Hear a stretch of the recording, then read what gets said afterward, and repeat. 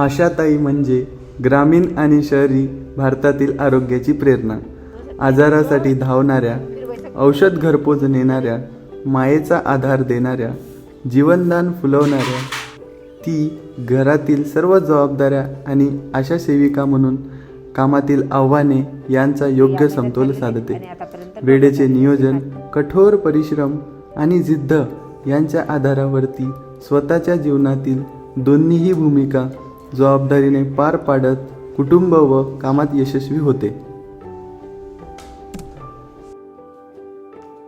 बालमृत्यू, मातामृत्यू कमी करणे, घरोघरी सेवा देणे आणि प्रसूतीसाठी मातांना प्रोत्साहित करणे, त्यांना गोळ्या खाण्यासाठी किंवा औषधी घेण्यासाठी आणि घरी प्रसूती होऊ नये हा सगळ्यात महत्त्वाचा उद्देश होता या NRHMचा, की कुठेही कोणत्याही मातेची प्रसूती घरी झाली नाही पाहिजे आणि सर्वांनी संस्थेतच केली पाहिजे, म्हणजे माता आणि बालक हे दोघंही चांगले राहिले पाहिजे, यांचा हा उद्देश होता. आणि 2 बालकांमध्ये अंतर असणे आणि 2 बालकांवर पाळणा थांबवणे.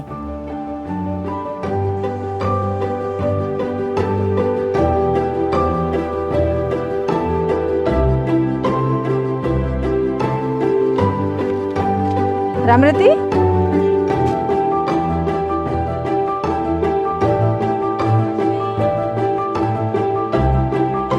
दिसंबर महीने में बताई है, अगले महीने में बताई है.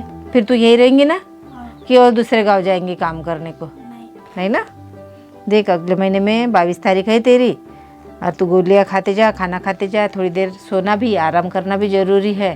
हाँ, और दवा डिलीवरी के लिए कहाँ जाएंगी? घर में करेंगे कि दवाखाने में जाएंगे? तो दवाखाने में जाना है बेटा, क्योंकि दवाखाने में डिलीवरी करने से तेरी और तेरे होने वाले बच्चे की तबीयत अच्छी रहती है ना. वहाँ पे डॉक्टर लोग हैं, तज्ञ लोग हैं.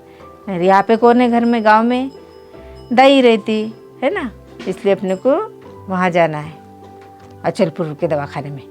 तेरे लिए गाड़ी की व्यवस्था वगैरह सब होंगी. तेरे साथ में आशा भाई भी आएंगी. हाँ, वो तेरे साथ में आएंगी, तेरे साथ डिलीवरी होने तक रहेंगी, तेरे बच्चे को भी देखेंगे, है ना. और अभी भी तेरे को वो बराबर हर बातें समझाएंगी. 2007 से आशा वर्कर में लगे हूँ मैं. तो पहले सर समझ नहीं था अभी तक, लेकिन अब 2008 से हमको सब मायते पड़ने लगे सर. पहले हमको मायते नहीं था, घर कैसा चलाना पड़ता, बच्चों को कैसा पढ़ाना पड़ता, बहुत प्रॉब्लम जाता था सर हमको. लेकिन जब से आशा वर्कर में लगा हूँ, जब से बच्चों को भी पढ़ाने में, स्कूल में दाखिल करने लग गए, और बच्चों घर में मुझे इतना परिस्थिति चलते थे. लेकिन अब जब से आशा में लगी हूँ, जब से हमको आशा में कुछ भी ये नहीं है सर. मुझे आशा था, आशा में सब हमको मालूम पड़ा कि ऐसे से ऐसे करने पड़ते, और बच्चों घरदार चलाने की भी हमको नॉलेज नहीं थे सर.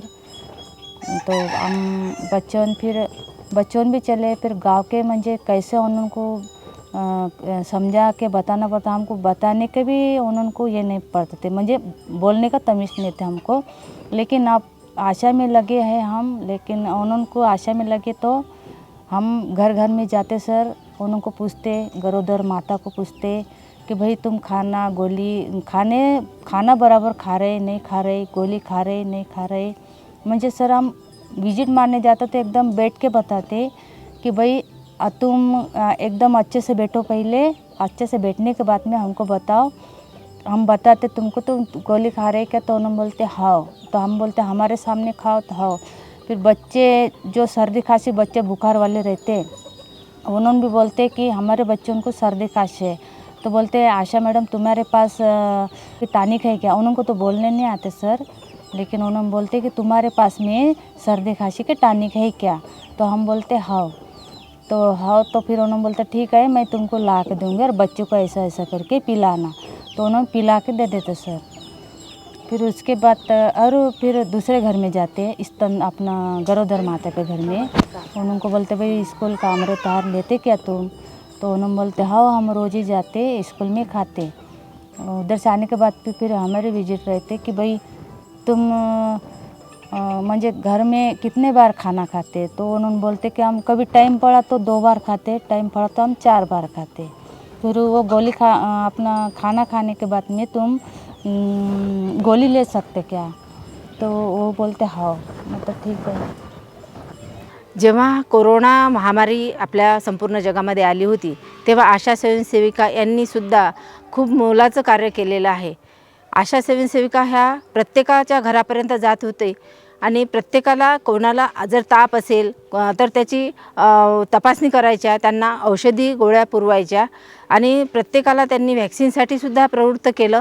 लोक त्यांना घरी येऊ देत नव्हते की तुम्ही कोरोनाच्या लोकांकडून आलेले आहे, त्याच्यामुळे आम्हालासुद्धा कोरोना होईल, कोविड होईल यासारखी भीती लोकांमध्ये निर्माण झाली होती. पण आशांनी त्यांना समजावून सांगून त्यांना भीतीमुक्त केलं आणि त्यांना कोविडमधून कसं बाहेर निघायचं, त्याच्यासाठी आपण कशा प्रकारची स्वच्छता राखली पाहिजे, बाहेरून आणलेल्या भाज्या वगैरे कशा धुतल्या पाहिजे याच्याबद्दल त्यांनी आशांनी लोकांना माहिती दिली आणि कोविड व्हॅक्सिन करून घेण्यासाठी त्यांना प्रवृत्त केले.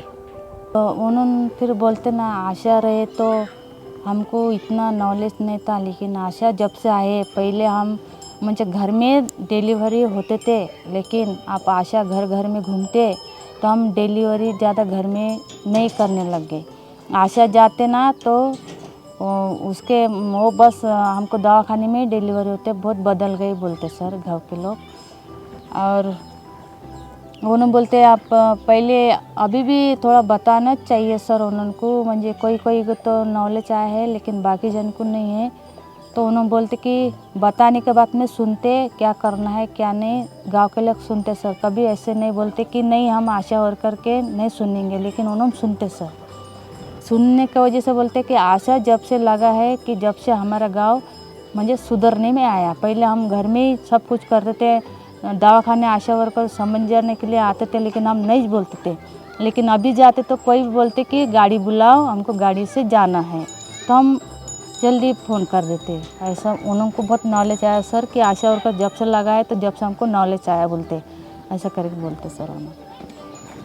आशा स्वयंसेविका ही योजना जरी शासनाच्या अंतर्गत असली तरी येथे आशा म्हणून काम करताना, आशा सुपरवायझर म्हणून काम करताना मला खूप आनंद वाटतो. कारण या माध्यमातून का होईना समाजाची सेवा आमच्या हातून घडत आहे. समाजाच्या उपयोगासाठी, कल्याणासाठी, त्यांच्या निरोगी आरोग्यासाठी, त्यांच्या आनंदी जीवनासाठी आम्ही जे काही कार्य करत आहोत त्याचा मला अभिमान वाटतो. सरकार हमको 10,000 दे रहे, पेमेंट नहीं सर, वो सिर्फ मानदान, पेमेंट नहीं है, मानदान दे रहे. तो मानदान भी हमारे 10,000 बढ़ गए. तो महीने में हम 10,000 ऐसे लेते सर. महीने में 10,000 लेने के बाद में हमारा घर भी अच्छे से चल रहे. सरकार ने इतना बहुत हमारे लिए किया, उसका सरकार का बहुत बहुत धन्यवाद करते हम. मी गटप्रवर्तिका म्हणून, एक आशा म्हणून संपूर्ण महाराष्ट्रातीलच नव्हे तर संपूर्ण भारतातील आशांना त्यांच्या या भरीव कामगिरीसाठी खूप खूप शुभेच्छा देते, खूप खूप धन्यवाद देते.